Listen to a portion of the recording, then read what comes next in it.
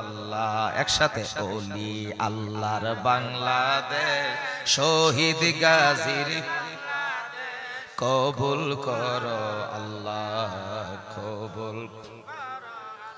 ওর শাহ আমানতের বাংলাদেশ, শাহ আলীরও বাংলাদেশ, ওরে নায়েব আলী শার বাংলাদেশ, শামসুল হক শার বাংলাদেশ।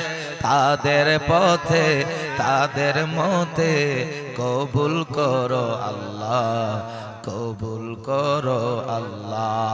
ওলি আল্লাহর বাংলাদেশ, শহীদ গাজীর বাংলাদেশ, কবুল করো আল্লাহ, কবুল করো আল্লাহ।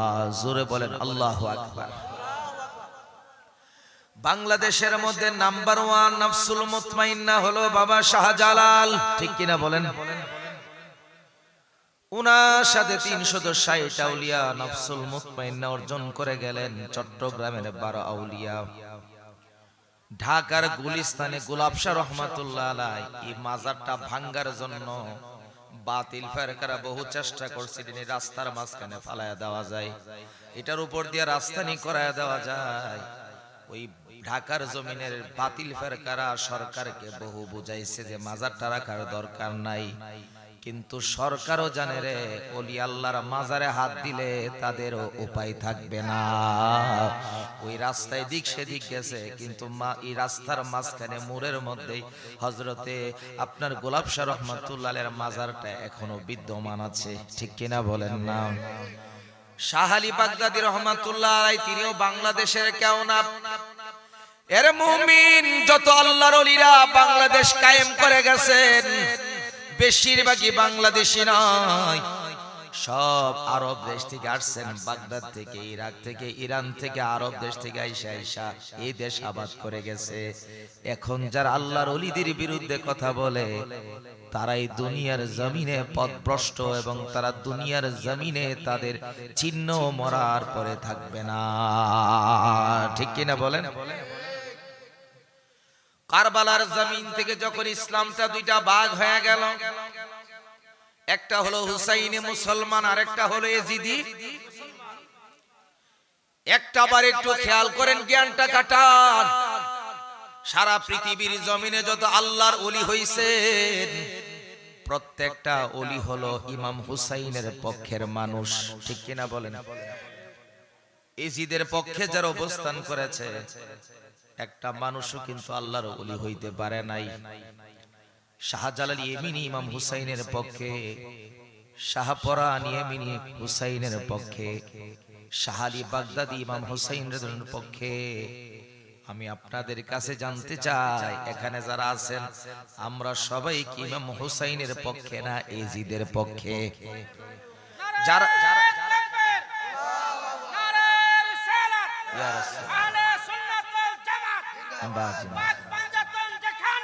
আমরা আছি সেখানে, আমরা আছি সেখানে, আমরা আছি সেখানে।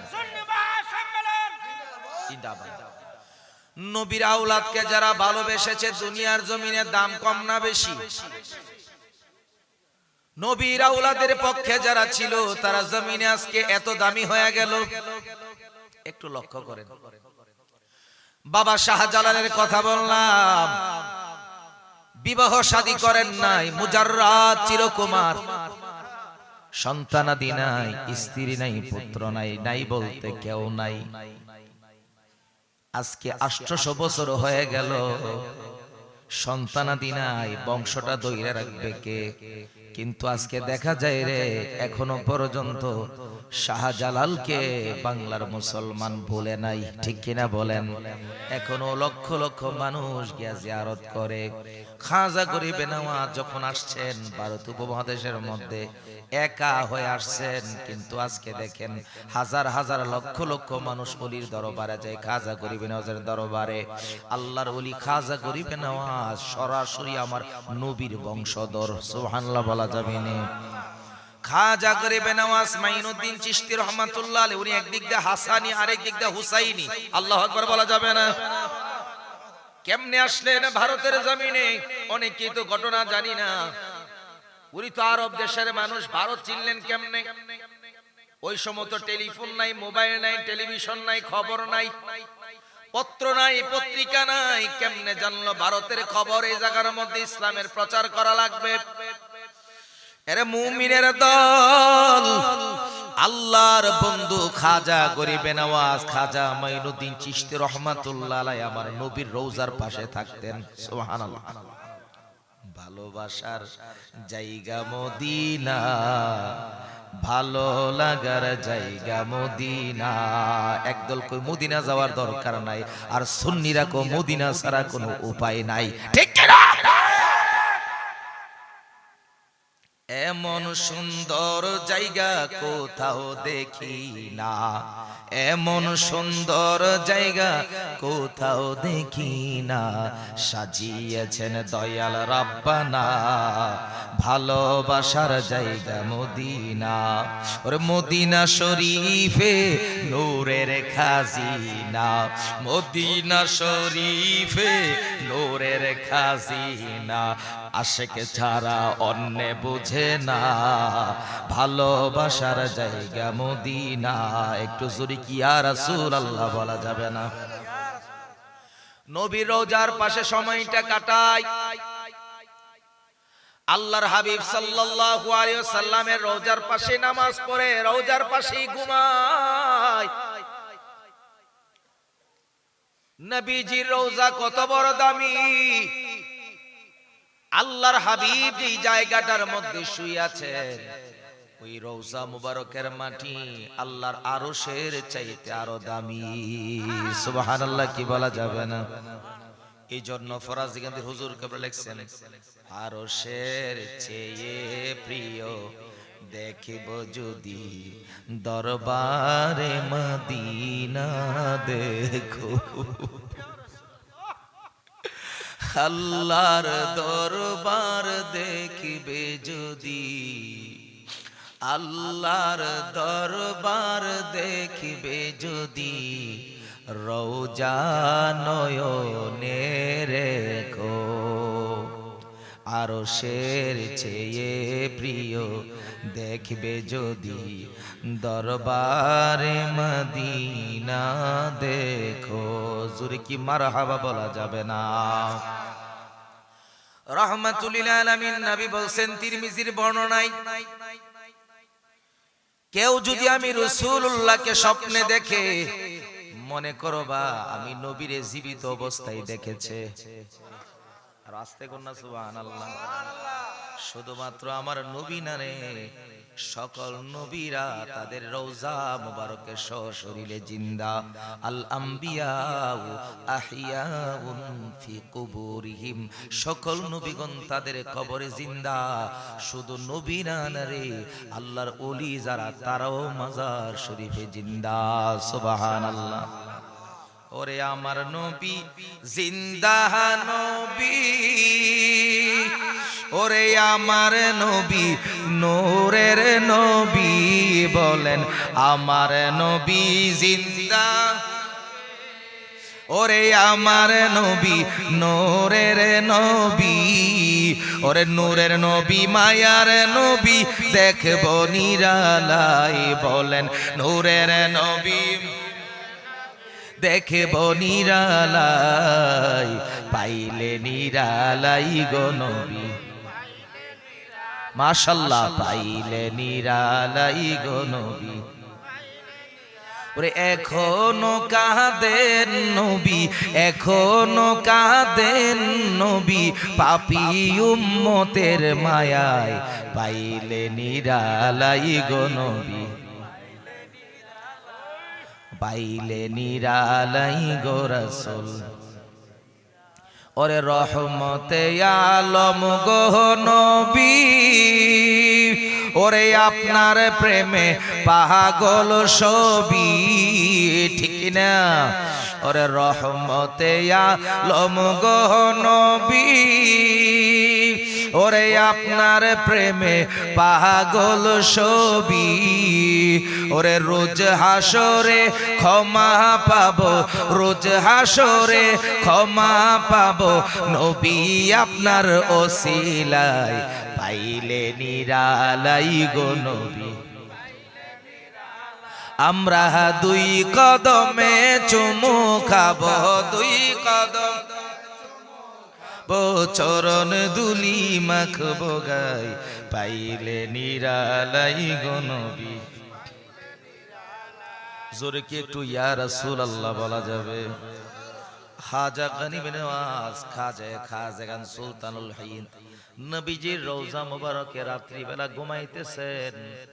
ওই ঘুমের ঘরে দেখা যায় রে আমার মায়ার নবী আয়েশা স্বপ্নে দিদার দিয়া দিছে। আল্লাহর নবী দেখা বলে রে মাইনুদ্দিন, তোমাকে মদিনা শরীফ থাকার দরকার নাই। খাজা মাইনুদ্দিন চিশতি ডেকে বলে ইয়া রাসূলুল্লাহ, আমি আপনার রওজাটা ছাইরা আর কোন জায়গায় যাব? পৃথিবীর যত জায়গা আছে সবচাইতে শান্তির জায়গার নাম হলো সোনার মদিনা। আল্লাহর নবী রাহমাতুল লিল আলামিন ডেকে বলে মাইনুদ্দিন, মদিনা থাকার দরকার নাই, কই যাইবো? নবী কয় হে মাইনুদ্দিন রে, তোমাকে যেতে হবে ভারতীয় উপমহাদেশে হিন্দুস্তানে। কয় ইয়া রাসূলুল্লাহ, আমি তো হিন্দুস্তান কোনটা চিনি না, রাস্তা পাবো কোন জায়গায়? আমার নবীজি ডেকে বলে মাইনুদ্দিন রে, মই হিন্দুস্তানের রাস্তার টেনশন তোমার করার দরকার নাই, আমি নবীজি হিন্দুস্তানের রাস্তাটা দেখায়া দিব। আরো জোরে কি আল্লাহু আকবার বলা যাবে না? নবীজি মদিনাতুল মুনাওয়ারা থেকে তামাম দুনিয়া দেখার ক্ষমতা আছে না নাই? জাল হকের মধ্যে আমার নবীজি কি সুন্দরভাবে উপস্থাপন করা হয়েছে। ওই জাল হকের মধ্যে আছে আমার নবীজির কাছে তামাম দুনিয়াটা আল্লাহর হাবিবের হাতের তালু মুবারকের মাঝখানে। আরো জোরে কি সুবহানাল্লাহ বলা যাবে না? বাবা একটা ঘটনা মনে পড়ছে, এটা আপনারা জানেন, তারপরেও বলি। আব্দুর রহমান জামি রহমাতুল্লাহ আলাইহি কেমনে নবীরে দেখছে আর নবী কেমনে দেখছে একটু হিসাবটা মিলায়া নেই। খাজা গরিব নওয়াজের কাহিনীর সাথে কেমনে মিলে যা দেখেন। আব্দুর রহমান জামি রহমাতুল্লাহ আলাইহি প্রতিদিন সকালবেলা ডাক দিয়া কয়, ও ভোরের বাতাস, যদি মদিনা যাও আমার সালামটা দিয়া যাও রে, আমার টাকা নাই পয়সা নাই, আমি মদিনা যাইতে পারি না। ওরে বাতাস, যদি আমার মদিনার রওজার কাছে যাও, আমার সালাম খানি নিয়ে যাও, আমার নবীর কদমে নিয়ে আমার সালামটা দিয়ে দিও। ওরে আরবেরি পুবাল হাওয়া, ওরে পশ্চিমে করেছে ধাওয়া রে, ওই মদিনার ধুলো বালি আমি, ওই মদিনার ধুলো বালি আমি মাখতে পারলাম না, মদিনা যাইতে পারলাম, মদিনা দেখতে পারলাম না। আমি অসহায় তাই এত দূরের, বলেন আমি অসহায় তাই রই শুধু সালাম জানাই মদিনা যাইতে পারলাম না, মদিনা দেখতে পার। ওরে মদিনার নাম কত মধু,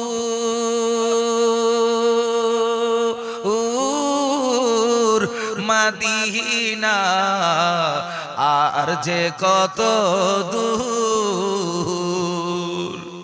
মদিনার নাম কত মধু, মদিনা আর যে কত দূর, ওই মদিনার ধুলো বালি আমি, ওই মদিনার ধুলো বালি আমি মাখতে পারলাম না, মদিনা যাইতে পারলাম না, মদিনা দেখতে পারলাম না।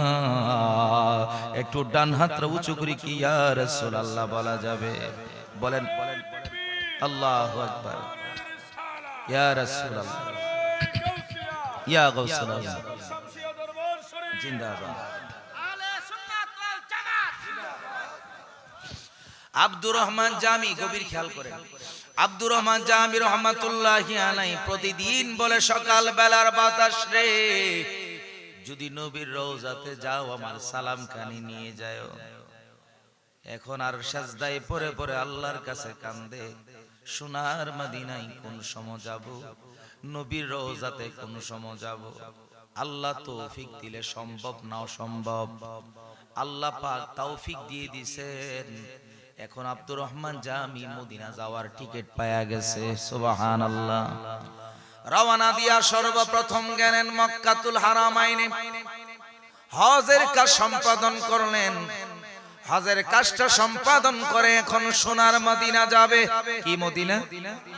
সোনার মদিনা যাওয়ার জন্য যখন রেডি হয়ে রওনা দিলেন, পথির মাঝখানে গেল রাতের বেলা ওই মক্কার গভর্নরকে আমার মায়ার নবী নূরের নবী স্বপ্নে দেখায়, আমার আব্দুর রহমান জামিরে মদিনায় আসতে দিও না রে, তাকে আটকাও। এখন মক্কার গভর্নর বলে, ইয়া রাসূলুল্লাহ, আমি তো আব্দুর রহমান জামিরে চিনি না। আমার মায়ার নবীজি আব্দুর রহমান জামির চেহারাটা মক্কার গভর্নরে দেখায়া দিয়েছে। সুবহানাল্লাহ।